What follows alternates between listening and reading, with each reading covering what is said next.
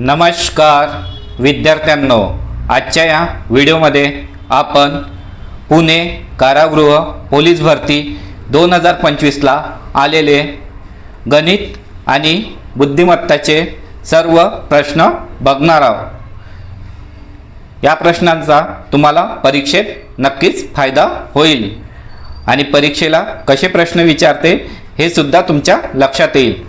तर बघा विद्यार्थ्यांनो, पहिला प्रश्न आहे, पुढीलपैकी असत्य विधान कोणते, म्हणजे चुकीचं विधान सांगायचं आहे। दोन समसंख्यांची बेरीज समसंख्या असते का? बघा, समसंख्या म्हणजे काय, ज्याला 2 ने भाग जातो। 2 आणि 6 बेरीज समसंख्या आली, 6 आणि 4 बेरीज समसंख्या आली, तर बरोबर आहे। दोन विषम संख्येची बेरीज समसंख्या असते। बघा, विषम संख्या 3 आणि 5 बेरीज 8 समसंख्या आली। 9 आणि 3 दोन विषम संख्येची बेरीज समसंख्या आली, हे सुद्धा बरोबर आहे। दोन संयुक्त संख्येची बेरीज सम किंवा विषम असते, तर एक मिनिट, दोन संयुक्त संख्येची बेरीज सम किंवा विषम असते। संयुक्त संख्या म्हणजे काय, ज्याचे 2 अवयव पडतात, जसं 9चा अवयव काय पडते, 3 9, आणि दुसरं काय घेऊ आपण, 4 9 4 13 विषम आली, ठीक आहे, बेरीज विषम आली। दोन संयुक्त संख्येची बेरीज विषम संख्या आली। एक बघू आता, 6 अधिक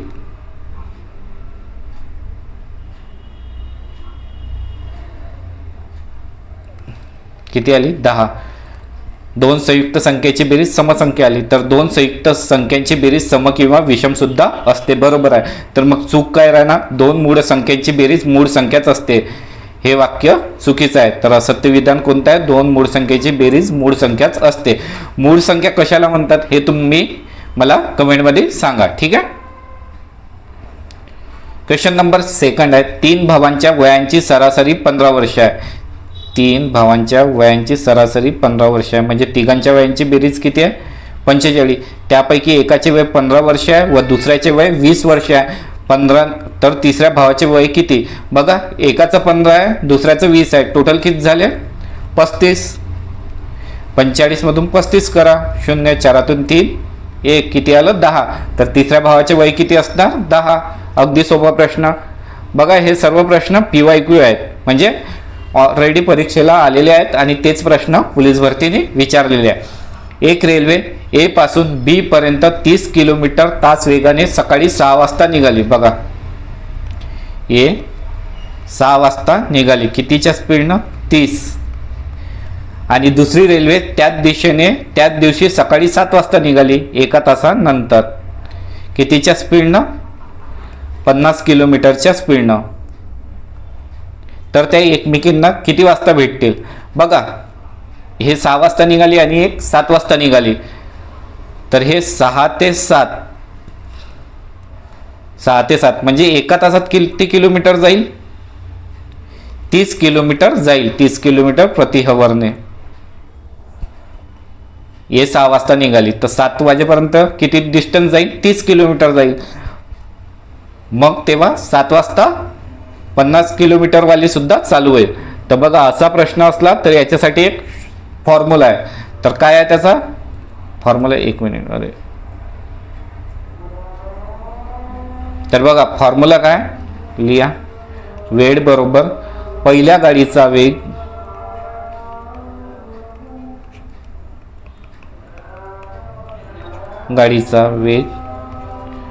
गुणिला वेळेतील फरक, गुणिला वेळेतील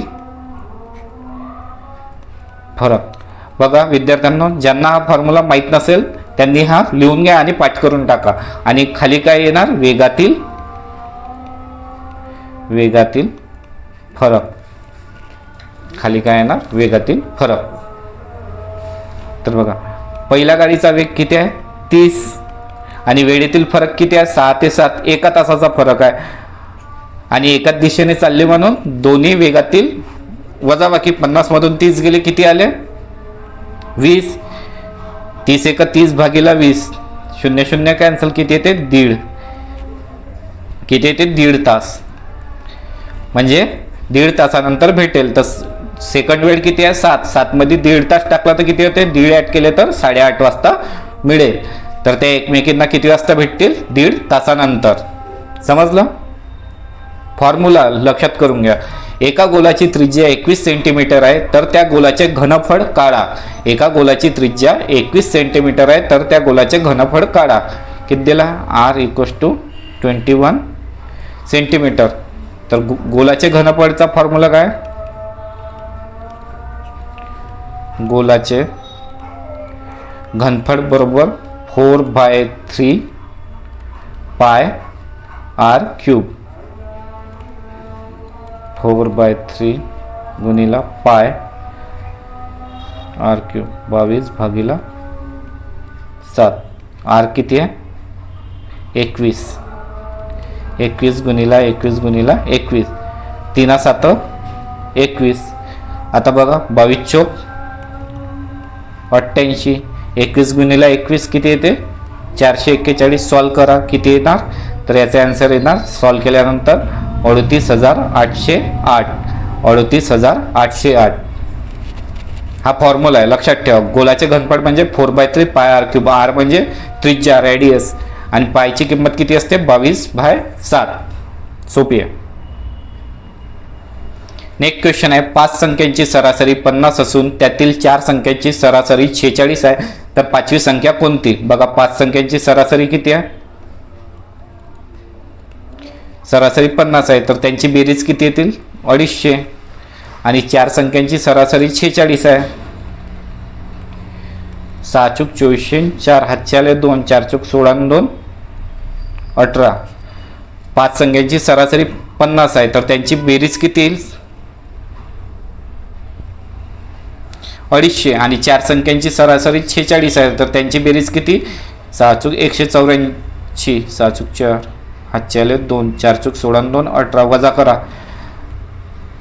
4, 10तून 4 गेले 6, 1तून 1 गेला 0, 14तून 8 गेले किती राहते 96. तर 5वी संख्या किती आहे, 14तून 8 गेले 4 गेले,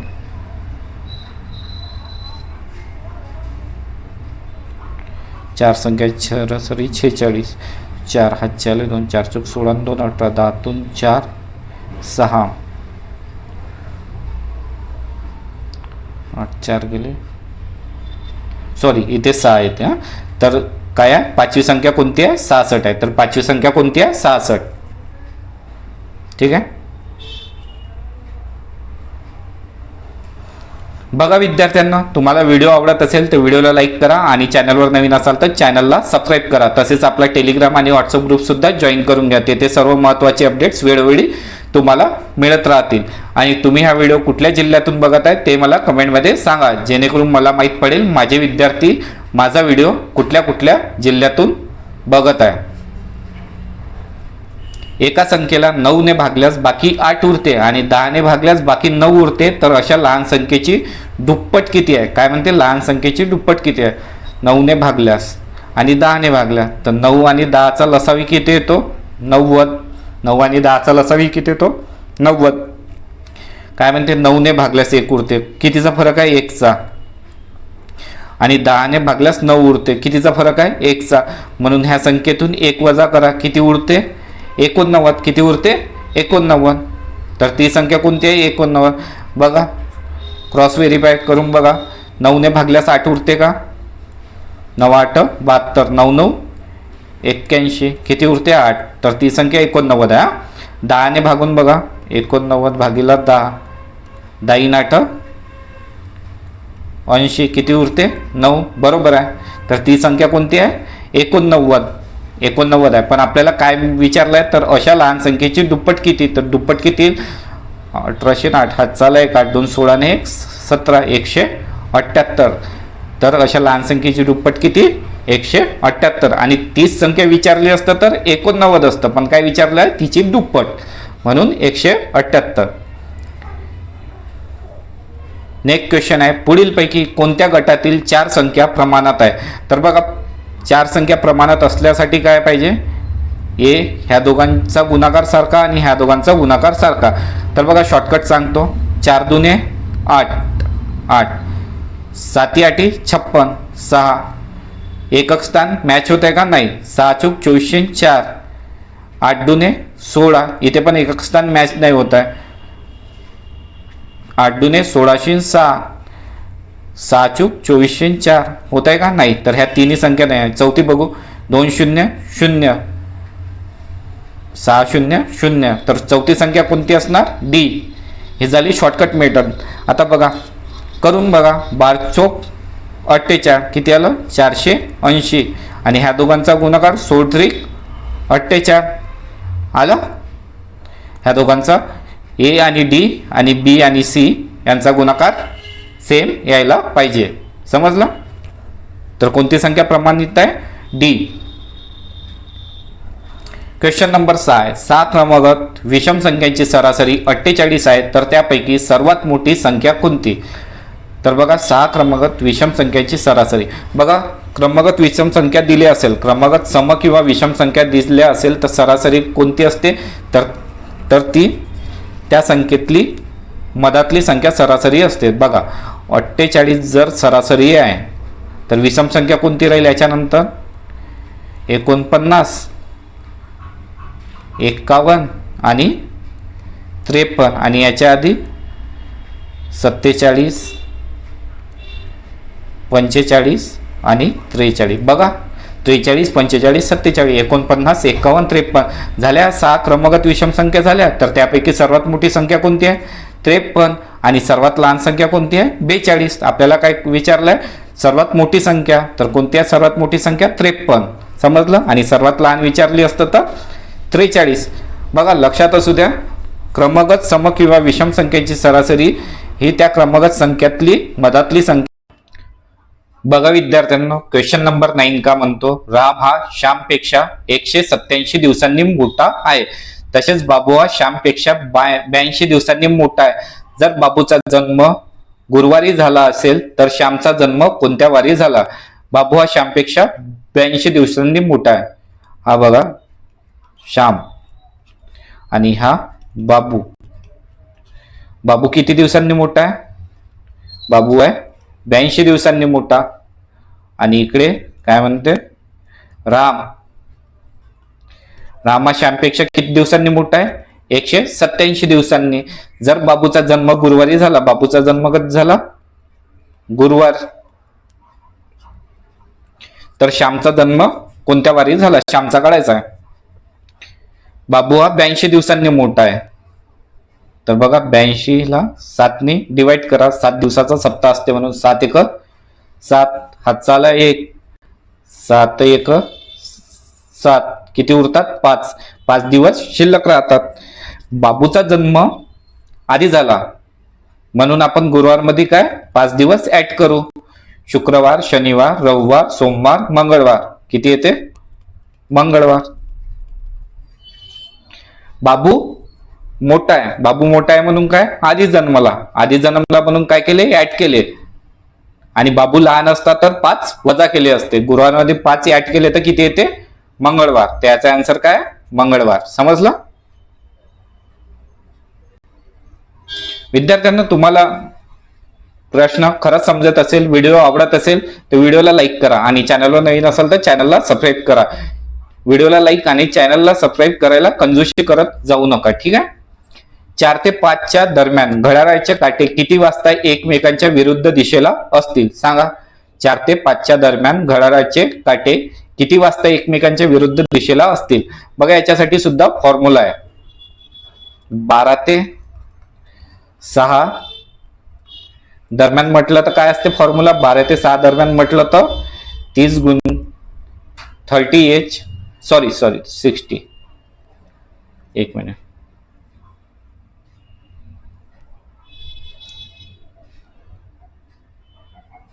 अरे,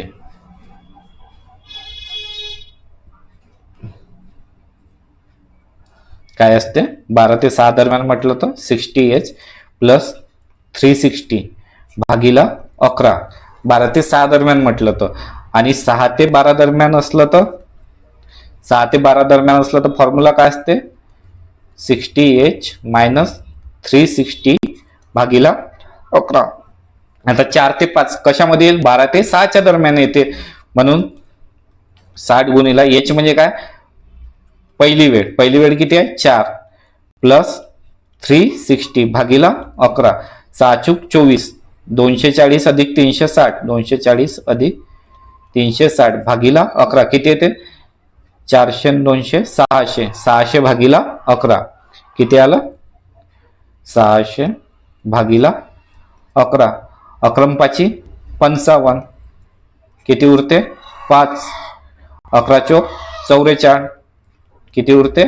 6. बघा काय येणार? 11 54 आणि 6, तर किती वाजता येणार? 4 वाजून 54 6 भागिला 11 मिनिटांनी, 4 वाजून. Option D is the right answer. समजलं का तुम्हाला? 12 ते 6 दरम्यान असेल तर 60H प्लस 360 भागिला 11, आणि 6 ते 12 दरम्यान असेल तर वजा करायचं, वजा म्हणजे 60H मायनस 360 भागिला 11 करायचं. समजलं? सोपी आहे. क्वेश्चन नंबर 11 आहे. एका सकाळी मनीषा एका खांबासमोर उभी होती. खांबाची सावली जर मनीषाच्या उजवीकडे पडली असेल तर मनीषा कोणत्या दिशेकडे बघत होती? पाय काय म्हणत आहे? सकाळी. सकाळी म्हटलं म्हणजे सूर्य कोणीकडे असेल? सूर्य असेल सूर्याची दिशा कोणीकडे असेल? पूर्वेकडे असेल. आणि सावली कोणीकडे पडेल? पश्चिमेकडे. पश्चिमेकडे सावली. हा खांब आहे, हा खांब आहे, आणि कोण आहे? ही मनीषा आहे. बघा खांबाची सावली कुठे पडणार आहे? खांबाची सावली कोणीकडे पडणार आहे? पश्चिमेकडे, कारण सकाळची वेळ आहे, तर सकाळी सूर्य पूर्वेकडे असतो. समजलं? तर खांबाची सावली कोणीकडे पडली? पश्चिमेकडे. बरोबर आहे. तर ती कोणी? मनीषाच्या उजवीकडे पडली असेल. मनीषाच्या उजवीकडे पडली असेल तर मनीषा कोणत्या दिशेकडे बघत असेल होती? बघा लक्षात ठेवा, जेव्हा कधी आपण पूर्वेकडे तोंड करून उभे राहतो तर डाव्या बाजूला कोणती दिशा असते? उत्तर, आणि उजव्या बाजूला दक्षिण. पूर्वेकडे तोंड करून उभे असल्यास डाव्या बाजूला उत्तर दिशा असते आणि उजव्या बाजूला दक्षिण दिशा असते. तर काय म्हणते? कोणत्या दिशेकडे बघत होती? मनीषाच्या उजवीकडे सावली पडली. आता मनीषाची सावली उजवीकडे, मनीषाचा हा राईट साइड, हा लेफ्ट साइड, तर ही मनीषा. तर मनीषाचं तोंड कोणीकडे असेल? दक्षिण दिशेकडे. मनीषाचं तोंड कोणत्या दिशेकडे असेल? दक्षिण दिशेकडे असेल. समजलं? खालीलपैकी कोणत्या संख्येस 3 ने भाग जाईल? बघा विद्यार्थ्यांना, 3 ची कसोटी काय? जर सर्व संख्यांच्या बेरजेला 3 ने भाग जात असेल तर त्या संख्येला 3 ने भाग जातो. 5 आणि 3 8 आणि 2 10 आणि 1 11. 11ला 3 ने भाग जातो का? नाही. 7 आणि 3 10, 4 आणि 4 8, किती झालं? 18. याला भाग जातो का? 7 आणि 3 10, 4 14 आणि 4 18. याला 3 ने भाग जाईल का? हो. 3 3 6 आणि 3 9 आणि 2 11. याला भाग जातो का? नाही. तर कोणती संख्या आहे? 7434 ह्या संख्या. बघा विद्यार्थ्यांना, क्वेश्चन नंबर 14 काय म्हणत आहे? मेजवानीसाठी जमलेल्या कुटुंबियांनी दोघात मिळून एक भाताचे भांडे, तिघात मिळून एक डाळीचे भांडे, पाचात मिळून एक भाजीचे भांडे, 6 जणात मिळून एक श्रीखंडाचे भांडे, याप्रमाणे एकूण 108 भांडे मागिवले. यामुळे कोणताही पदार्थ जास्त वा कमी पडला नाही. तर एकूण किती कुटुंबीय मेजवानीला उपस्थित होते? तर बघा किती कुटुंब होते? तर आपण एक्स कुटुंब समजू. तर एक्स कुटुंबांनी किती? दोघात मिळून एक भाताचे भांडे, एक्स कुटुंबांनी तिघात मिळून एक डाळीचे भांडे, एक्स कुटुंबांनी पाचात मिळून एक भाजीचे भांडे, प्लस 6 जणात मिळून एक श्रीखंडाचे भांडे आणले. तर एकूण किती भांडे झाले? 108. असं का घेतलं आपण? बघा, जर 10 कुटुंब असतील, दोघात मिळून किती भांडे येतील? दोघांनी मिळून एक आणलं तर 10 जणांनी मिळून किती आणलं? 10 आणि 2नी 10ला भागितलं तर किती येते 5. तसंच एक्स कुटुंब होते, दोघांनी मिळून आणले म्हणून एक्स भागीला 2 घेतले, तिघात मिळून आणले म्हणून एक्स भागीला 3, पाचात मिळून आणले म्हणून एक्स भागीला 5 आणि 6 मिळून आणले म्हणून एक्स भागीला 6. टोटल किती भांडे झाले हे? तर टोटल भांडे झाले 108 सांगितलंय. ठीक आहे, बघा याचा लसावी किती येईल? 3 दुने 6, 6 पंचे 30, 6 पंचे 30. तर 2ला कितीने गुणल्यावर 30 येते? 15नी. तर वरती सुद्धा 15नी गुणा. 15x plus 10x plus 6x plus 5x बरोबर 30. बघा कसं लसावी किती आला? 30. याला कितीने गुणलं म्हणजे 15नी गुणा, याला 10नी गुणा, याला 6नी गुणा, याला 5नी गुणा. खाली जेवढ्यानं गुणलं तेवढं वरती गुणलं म्हणून हे असं आलं समीकरण. ठीक आहे, एवढं समजलं तुम्हाला? त्याला सॉल्व्ह करा. 15 आणि 5 20, 20 आणि 10 30, 30 आणि 6 36x. काय आलं? 36x भागीला 30 बरोबर 108. सॉल्व्ह करा. एक जसे तसा 108 गुणिला 30 भागीला 36, 6 6 36, 6 पंचे 30, 6 आणि 108ला भाग जातो का? 3 दुने 6, 3 3 9, 3 सक 18, 18 दुने 36, 2 ने 36ला भाग जातो 18, 18 पंचे 90. तर किती कुटुंब होते टोटल? कुटुंब होती टोटल 90. किती कुटुंब होती? 90. समजलं असेल? नसेल समजलं तर पुन्हा बघा. एका विद्यार्थ्याला एका परीक्षेत 35% गुण मिळाले आणि तो 32 गुणांनी नापास झाला. जर परीक्षेचे पासिंग मेरिट 43 गुणांना लागले असेल तर परीक्षा किती गुणांची होती? काय म्हणते? एका विद्यार्थ्याला एका परीक्षेत 35% गुण मिळाले. पासिंगचं किती आहे? 43. बघा पास कितीचा आहे? 43%. आणि त्याला किती मिळाले? फेल झाला. किती? 35% घेऊन. कितीचा फरक आहे? 8चा फरक आहे. 8% म्हणजे तो किती सांगत आहे? 32 गुणांनी नापास झाला. 8% म्हणजे 32, तर 100% म्हणजे किती? तर बघा 8 म्हणजे 32, तर 100 म्हणजे किती? तर 1 म्हणजे 32 भागीला 8 आणि 100% म्हणजे 32 भागीला 8 गुणिला 100. 8 चोक 32, 4 गुणिला 100 किती आलं? 400. तर किती येणार? 400. बघा काय म्हणते? पासिंग साठी 43% लागते आणि त्याला किती मिळाले? 35%. आणि तो 32 गुणांनी नापास झाला. तर नापास किती पर्सेंटनी झाला? 8%नी. आणि 8% ची व्हॅल्यू किती दिली आहे? 32. तर 8% म्हणजे 32, तर 1% म्हणजे किती? 32 भागीला 8 आणि 100% मग किती झाले? 32 भागीला 8 गुणिला 100. क्वेश्चन नंबर 16 आहे. सुमितने राकेशकडून सरळ व्याजाने 5,000 रुपये कर्ज घेतले. जर राकेशला 5 वर्षानंतर दिलेल्या रकमेपेक्षा 500 रुपये सुमितकडून जास्त मिळाले तर राकेशने दर शेकडा किती % दराने कर्ज दिले होते? बघा 5,000 रुपयावर किती जास्त मिळाले? 5,000 किती रुपये जास्त मिळाले? 500. तर आपल्याला पर्सेंटेज काढायचं आहे आरचं, म्हणून गुणिला 100 केलं. 100 कॅन्सल, 0 0. 50 भागीला 5 किती आलं? 10%. आणि 10% किती वर्षासाठीचं आलं? 5 वर्षाचं. आपल्याला एका वर्षाचं काढायचं आहे, तर 10 भागीला 2 करा. 10 भागीला 2 किती येते?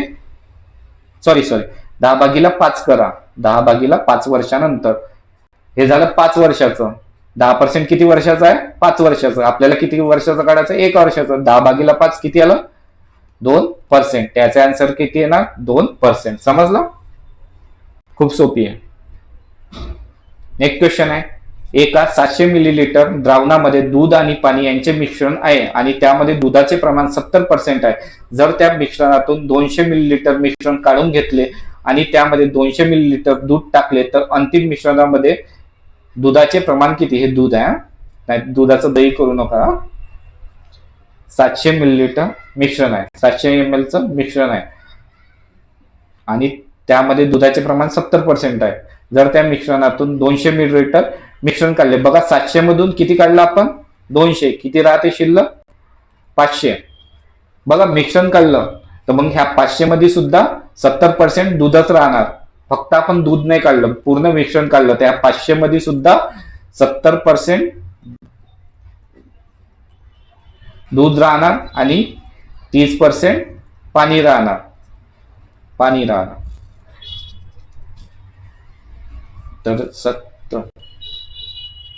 तर 570% किती होते? 350 ml दूध. आणि 500चे 30% किती होते? 150 ml पाणी. आणि काय म्हणते, याच्यामध्ये आपण किती प्लस 200 मिलीलिटर दूध टाकले, किती झाले?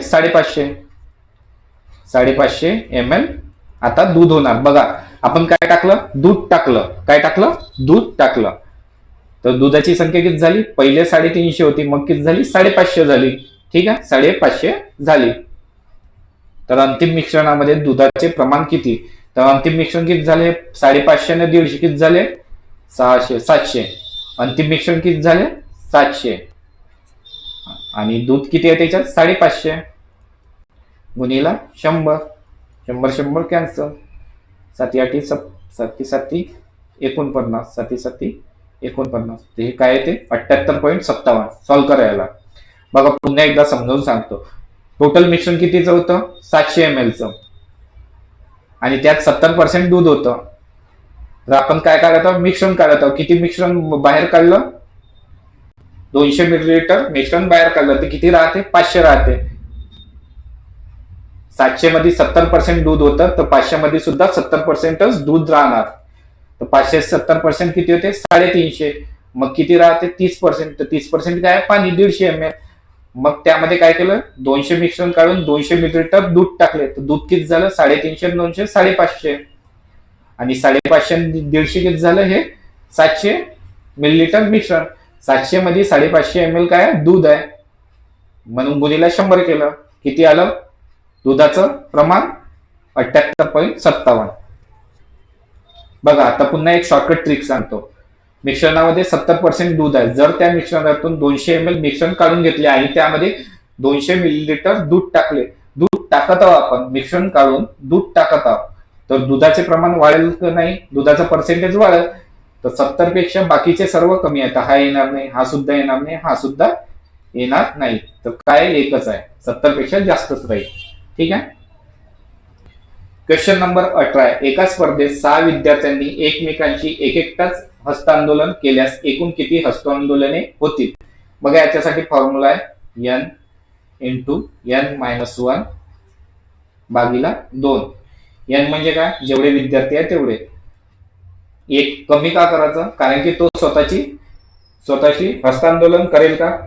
नाही. भागिला 2. 6 पंचे 30 भागिला 2 किती येते? 15. तर एकूण किती हस्तांदोलने होतील? 15. बघा असा प्रश्न असला n इंटू n-1 भागिला 2. तो स्वतःची हस्तांदोलन करेल का? म्हणून एक कमी करायचा. 6 गुणिला 5 भागिला 2 किती आलं? 30 भागिला 2 15. बघा विद्यार्थ्यांनो, क्वेश्चन नंबर 19 काय म्हणत आहे? जर वर्तुळाचा परिघ व वर्तुळाचे क्षेत्रफळ यांचे गुणोत्तर 2:7 असेल तर वर्तुळाचा परिघ किती? वर्तुळाचा काय विचारा? परिघ. वर्तुळाचा परिघ. बघा वर्तुळाचा परिघ भागिला वर्तुळाचे क्षेत्रफळ यांचे गुणोत्तर किती आहे? 2:7. वर्तुळाचा परिघ किती आहे? 2πr. आणि वर्तुळाच्या क्षेत्रफळाचा फॉर्म्युला काय? πr². 2:7.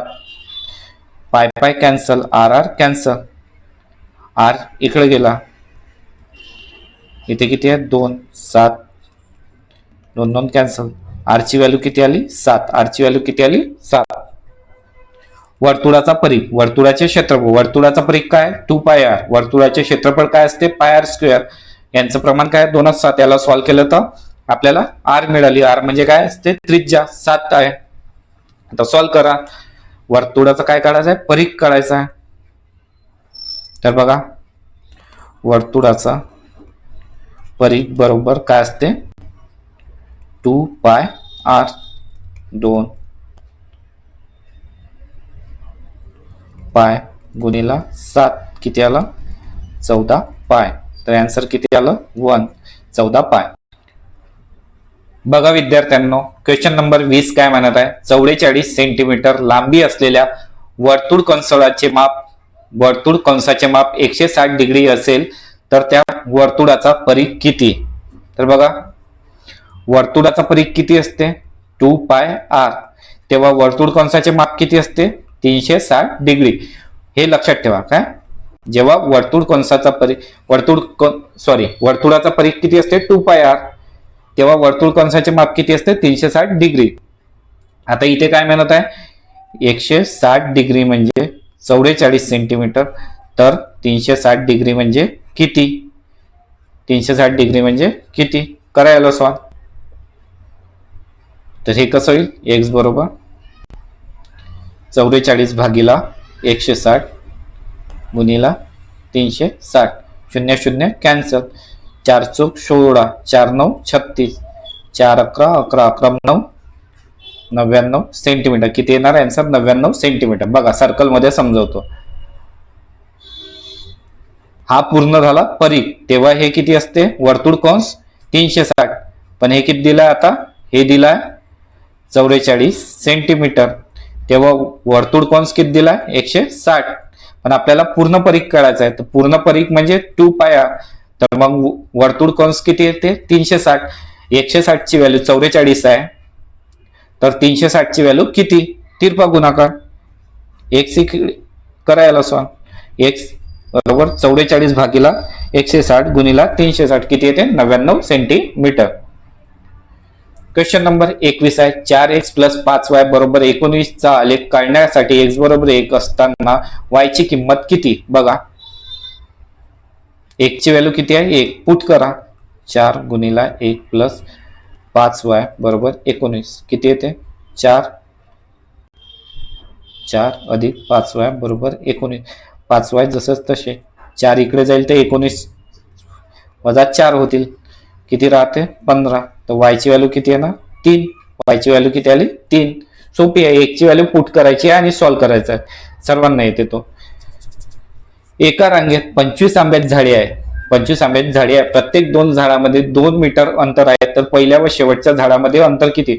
बघा, टोटल झाडे दिली असेल आणि त्यामधलं अंतर दिलं असेल, तर पहिल्या आणि शेवटचं विचारलं तर याच्यातून 1 कमी करायचं. दिलेल्या याच्यातून 1 कमी करायचं. 25 मधून 1 गेला किती राहते? 24 गुणिला 2 किती येते? 24 दुने 48. समजण्यासाठी आहे ना, 3 झाडं घ्यायची, 4 झाडं घ्यायची. 1 2 3 4. एकातलं किती आहे? 2. एकातलं अंतर किती आहे? 2 2 2 2 किती येते? 6. 3 दुने 6. 1 कमी केला तर 3 दुने 6. 6 मीटर अंतर येते. तसंच जर जास्त झाडे, टोटल झाडे दिली असेल, त्यातून 1 कमी करायचं आणि दिलेल्या अंतराने गुणायचं. क्वेश्चन नंबर 23 आहे, 2 संख्येची बेरीज 97 आहे. जर त्यातील मोठ्या संख्येला छोट्या संख्येने भागले तर भागाकार 7 असून बाकी 1 राहते, तर त्या संख्या ओळखा. सोपी ऑप्शन वरून जा. 25 × 150 हा येते का? नाही. 19 दुने 19 गुणिले 7 किती येते? 9 7 63 3 हातच्याले 6. 7 न 6 13. खूप मोठं होता. हा सुद्धा नाही. 13 7 91 हाही नाही. 12 7 84. बघा, सॉल्व करा याला. 85 भागिला 12. 7 ने भाग दिला जात आहे. किती उरत आहे? 1. 12 7 84 नाही 85. Option D is the right answer. समजलं? खूप सोपी आहे. ऑप्शन वरून जायचं. आणि 2 संख्येची बेरीज 97 येत आहे का? चेक करा. येत आहे. हे 9 6 15 हा ते येणार नाही. 4 आणि 3 7 हा एक ऑप्शन कटला. क्वेश्चन नंबर 24 आहे, 2 संख्याचा लसावी 420 व मसावी 15 आहे. त्यापैकी एक संख्या 105 असल्यास दुसरी संख्या कोणती? बघा, याच्यासाठी तर फॉर्म्युला आहे, सर्वांना माहित आहे. लसावी गुणिला मसावी. लसावी गुणिला मसावी गुणिला पहिली संख्या गुणिला दुसरी संख्या. लसावी किती आहे? 420. मसावी किती आहे? 15. त्यापैकी एक संख्या किती आहे? 105. दुसरी संख्या 1 समजून सॉल्व करा. 420 गुणिला 15 भागीला 105. 4 ने भाग जातो का? 4 पंचे 20 हो. 105 गुणिला 4. 15 चौक 60. 15 चौक 60. एक ची व्हॅल्यू किती आली? 60. दुसरी संख्या कोणती असणार? 60. अगदी सोपा प्रश्न होता, वारंवार विचारला जातो. हा सॉल्व करा. हा खूप सोपी आहे. काय घ्यायचं? 2 3 प्लस 3 4 वजा 5 6. सॉल्व करा. याचा एलसीएम घ्यायचा. 3 चौक 12. किती येते? 12. एलसीएम किती आला? 12. कितीने गुणले ते? 4 दुने 8. 4 त्रिक 12, 3 त्रिक 9 आणि 10. सॉल्व करायला. 10तून 9 गेला 1, 8तून 1 7, 7 12. कोणत्या येते? 7 12. 1 मिनिट. 10तून 1 गेला -1. 8तून 1 7. तर काय येते आन्सर? 7 12. बघा विद्यार्थ्यांनो, आजचे प्रश्न इथे संपले आहे. बाकीचे प्रश्न नेक्स्ट व्हिडिओमध्ये घेऊन येणार. जर तुम्हाला व्हिडिओ आवडला असेल तर व्हिडिओला लाईक करा आणि चॅनलवर नवीन असाल तर चॅनलला सबस्क्राईब करा. तसेच आपला टेलिग्राम आणि व्हॉट्सअप ग्रुप सुद्धा जॉईन करून घ्या. तेथे सर्व महत्त्वाचे अपडेट्स वेळोवेळी तुम्हाला मिळत राहतील. आणि तुम्ही हा व्हिडिओ कुठल्या जिल्ह्यातून बघत आहे ते मला कमेंटमध्ये सांगा, जेणेकरून मला माहित पडेल माझे विद्यार्थी माझा व्हिडिओ कुठल्या कुठल्या जिल्ह्यातून बघतात. व्हिडिओ बघितल्याबद्दल तुम्हा सर्वांचे मनापासून धन्यवाद.